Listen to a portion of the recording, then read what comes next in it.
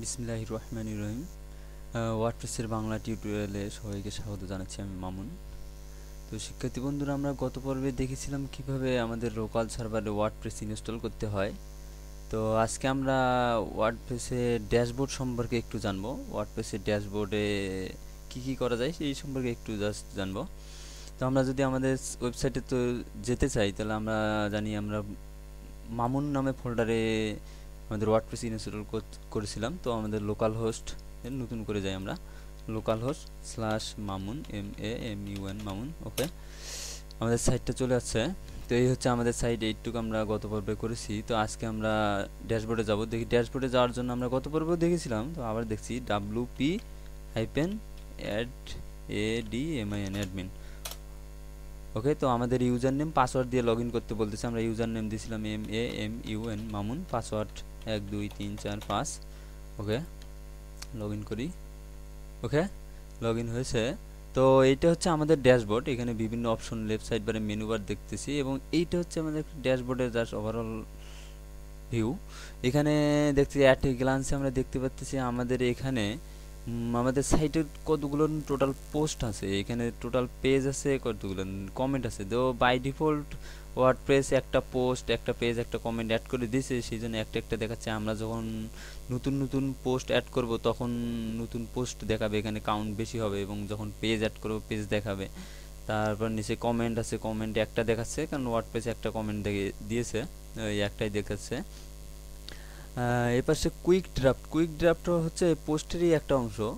আমরা যদি চাই যে আমরা ড্যাশবোর্ডে ঢুকেই হঠাৎ একটা পোস্ট আমরা অনেক কুইকলি অ্যাড করে ড্রাফটে সেভ করে রাখলাম, সেক্ষেত্রে এটা করতে পারি।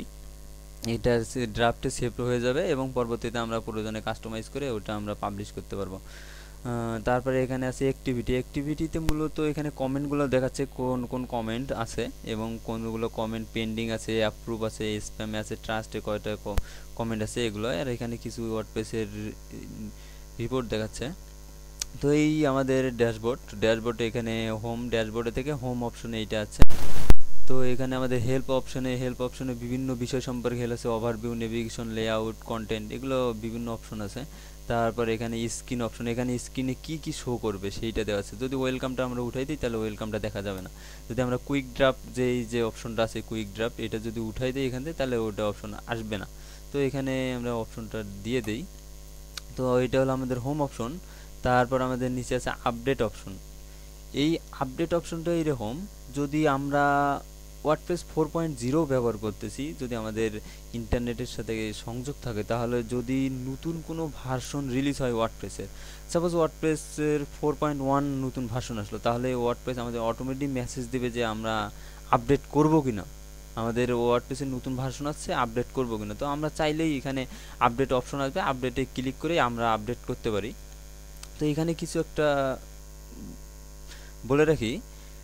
তো আমরা যদি কখনো আমাদের সাইটটা আপডেট করতে চাই, তাহলে আমাদের উচিত হবে আগে সাইটটার ফুলফিল একটা ব্যাকআপ তৈরি করে তারপর আপডেট করা।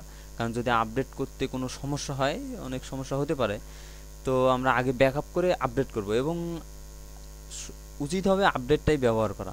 কারণ আগের যে ভার্সনে কোনো সমস্যা থাকলে, কোনো বাগ থাকলে, সেইটা সলভ করেই আপডেটটা আনা হয়। তো এখান থেকে আমরা আপডেট করতে পারি। তো আজ এ পর্যন্তই। আজকে আমরা এই ড্যাশবোর্ড সম্পর্কে জানলাম। আমরা নেক্সট পর্বে পোস্ট সম্পর্কে জানবো, আমরা কীভাবে পোস্ট করতে হয়, পোস্ট কোথায় শো করে, তো সেইটা সম্পর্কে জানবো। তো আজ এ পর্যন্তই। সকলে ভালো থাকুন। আল্লাহ হাফেজ।